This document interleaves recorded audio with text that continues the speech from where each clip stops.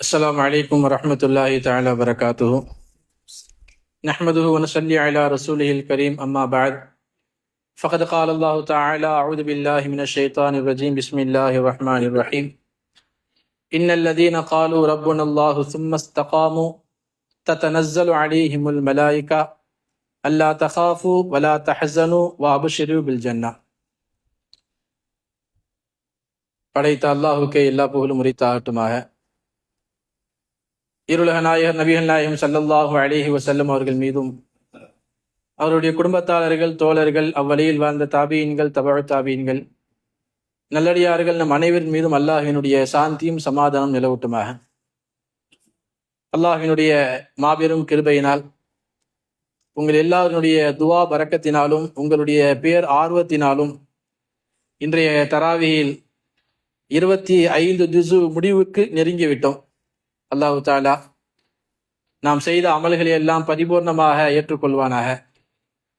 மீதமுண்டான நாட்கள், மீதமுண்டான ஜுஸுக்களை அல்லாஹ் நல்ல முறையில் பரிபூர்ணப்படுத்துவதற்கு தௌஃபீக் செய்வானாக. கண்ணியத்திற்குரிய அல்லாஹ்வின் நல்லடியார்களே, நபிகள் நாயகம் ஸல்லல்லாஹு அலைஹி வஸல்லம் ஒரு முறை சஹாபாக்களிடத்துல இப்படி ஒரு கேள்வி கேட்டார்கள். ஐயுல் ஈமானி அஅஜபு என்று கேட்டார்கள்.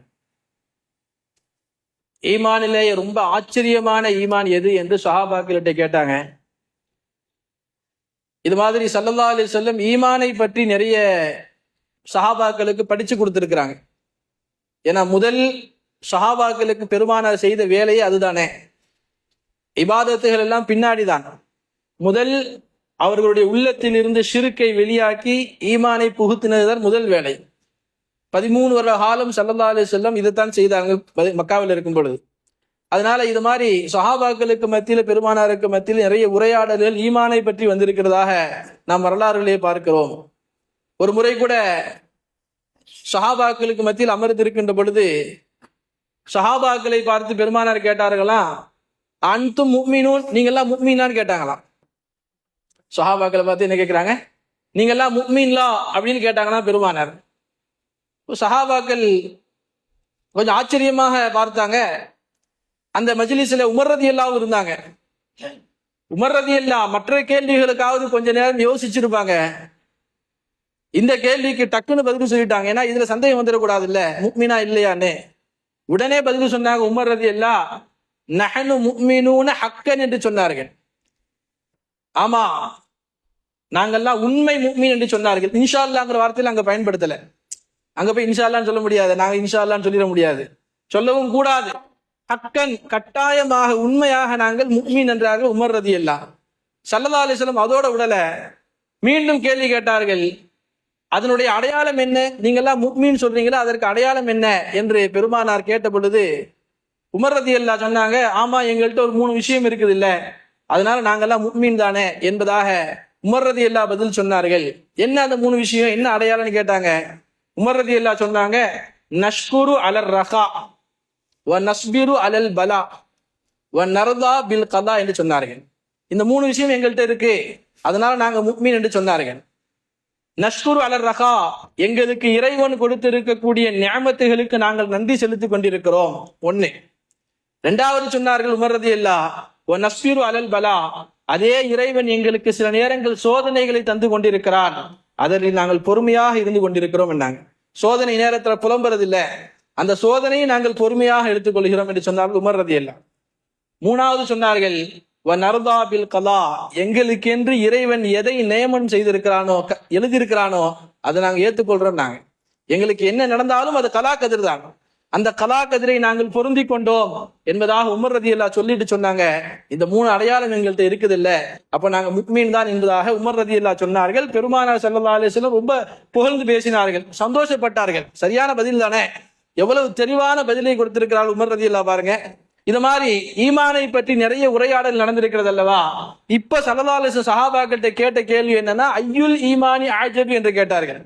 ஈமான்ல ரொம்ப ஆச்சரியமான ஈமான் எது என்று கேட்டார்கள். நமக்கெல்லாம் கேள்விப்பட்டிருப்ப இந்த சம்பவத்தை. உமர் ரலியல்லாஹு சொன்னாங்க, சஹாபாக்கள் சொன்னாங்க, மலக்குமார்களுடைய ஈமான் தான் ரொம்ப ஆச்சரியமான ஈமான் என்றாங்க.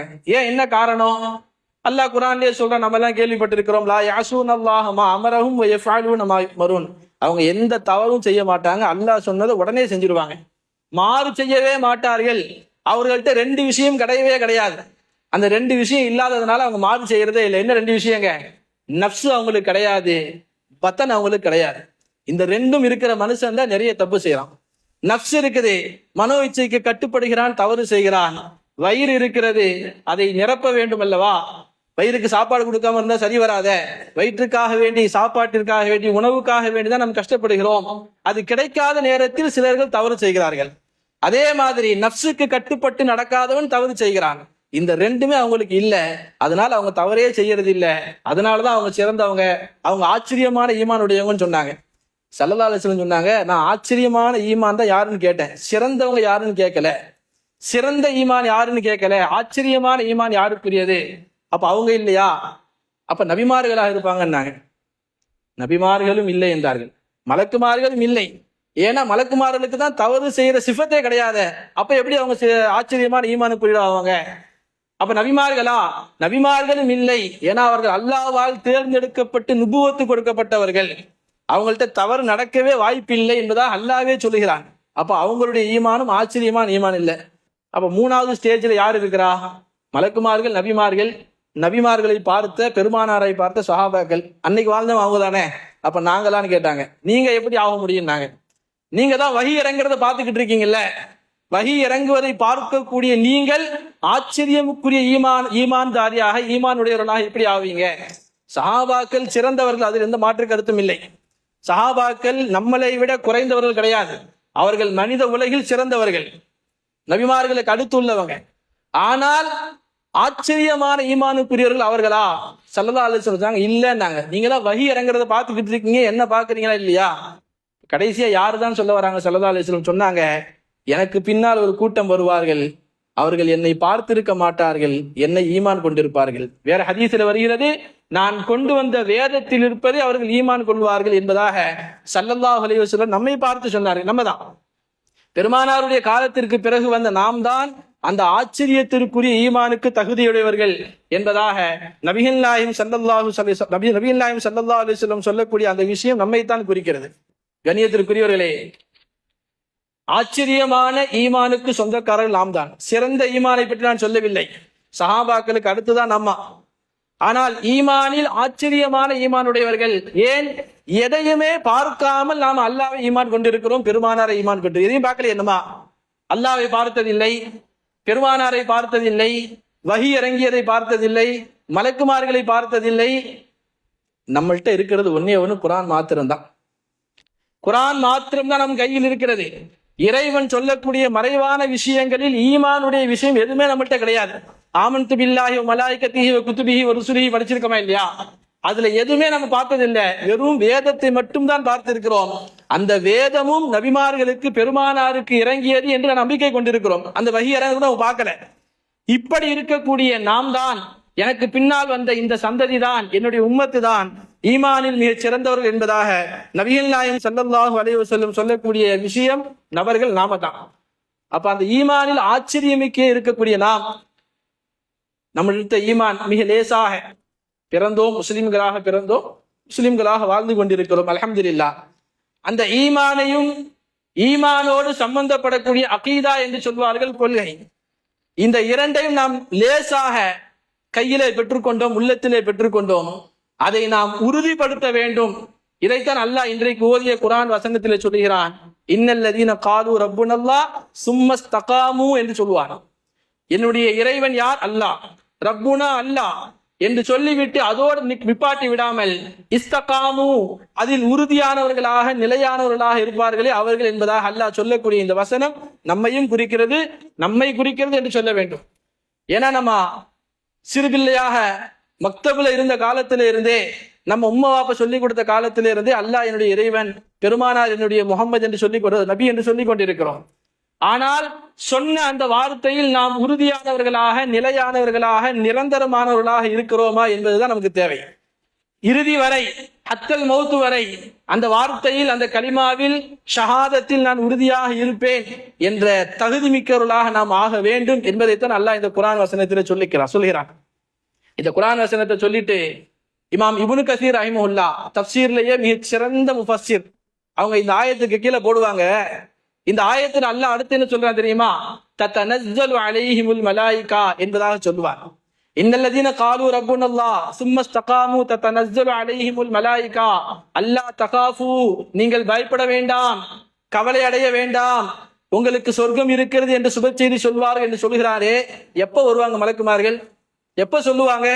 இந்த வார்த்தையை நீங்கள் சொல்லிவிட்டு அல்லாஹுதான் என்னுடைய இறைவன் என்று சொல்லிவிட்டு நீங்கள் ஹத்தல் மௌத்து வரை உறுதியாக இருந்தால், எந்த நேரத்திலும் எந்த விஷயத்திற்காக வேண்டியும் ஈமானை நான் விடமாட்டேன் என்று உறுதியாக இருந்தால், ரெண்டு கருத்து சொல்றாங்க இமாம்கள், ரெண்டுமே இப்னு கசீர்ல வருது.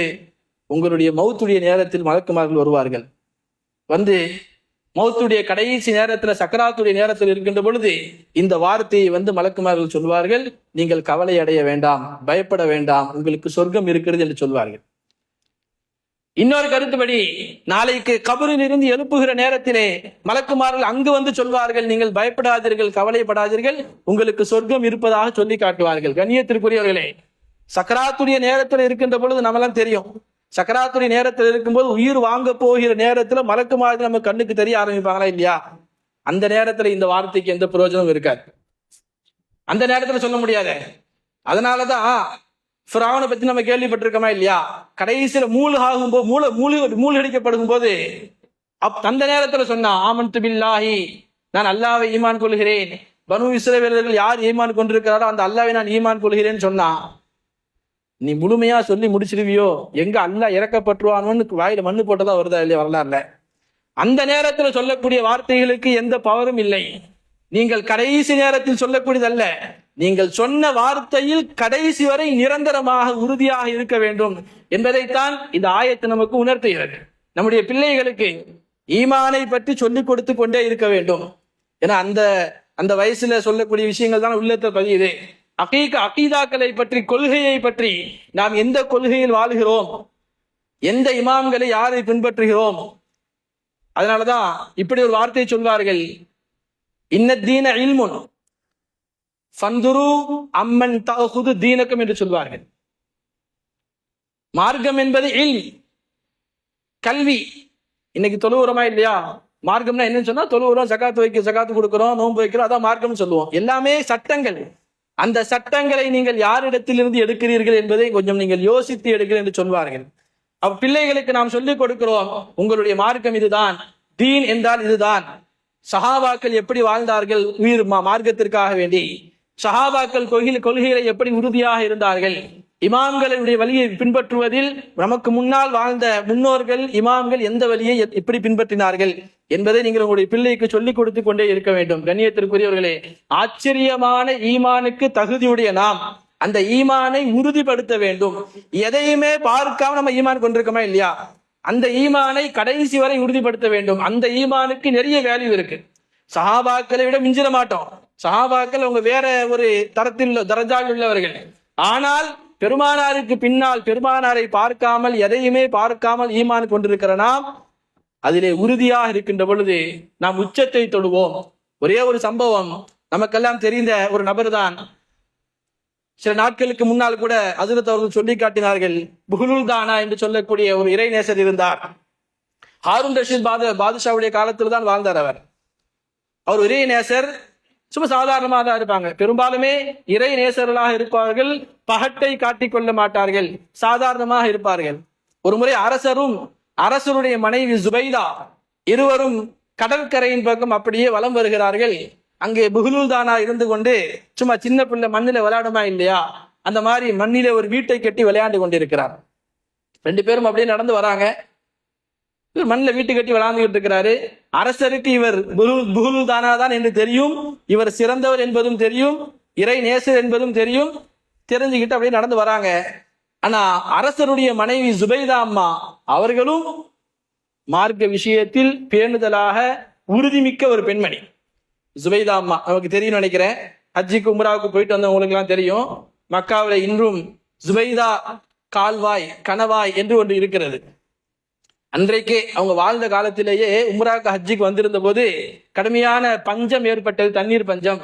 அதனால ஈரான் நாட்டில இருந்து அப்படியே ஒரு கால்வாயை வெட்டி கொண்டு வந்து மக்கா வரைக்கும் விட்டிருந்தாங்க.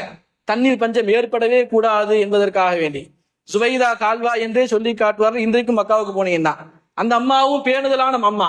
அவங்க கிட்ட வந்து புஹ்லுல் தானா கிட்ட வந்து இது என்னன்னு கேட்டாங்க. இது ஒரு வீடு, இந்த வீட்டை நீங்க வாங்கிக்கிட்டீங்கன்னா உங்களுக்கு மறுமையில ஒரு வீடு கிடைக்கும்னு சொன்னாரு புஹ்லுல் தானா. உடனே அந்த அம்மா அப்படியா, இது எவ்வளோன்னு கேட்டாங்க. ஒரு 10 தீனார் கொடுங்கன்னாங்க. 10 தீனார் கொடுத்துட்டு அவங்க வாங்கிட்டாங்க. வாங்கிட்டு வீட்டுக்கு போயாச்சு. வீட்டுக்கு போய் ராத்திரி உறங்கும் பொழுது ஹாரூன் ரஷீத் பாதுஷாவுடைய கனவிலே சொர்க்கம் தெரிகிறது, ஒரு கோட்டை தெரிகிறது. அந்த கோட்டைக்குள்ள அவர் போற மாதிரி உள்ள போறாங்க. தடுக்கப்படுகிறார், கோட்டைக்குள்ள நீங்க போகக்கூடாது என்று. ஏங்க போகக்கூடாது? இந்த கோட்டை ஜுபைதாவுடைய கோட்டை, உங்களுக்கு அனுமதி இல்லை என்று சொன்னார்கள். அப்பதான் அவருக்கு தெரிஞ்சிச்சு, ஆஹா நேத்து ஒரு மண் வீடு வாங்கினாங்கல்ல, அந்த வீட்டுக்கு போறோம் இவங்களுக்கு கிடைச்சிருக்கு போல தெரியுது. திரும்பவும் நாளைக்கு அதே மாதிரி வாக்கிங் போறாங்க.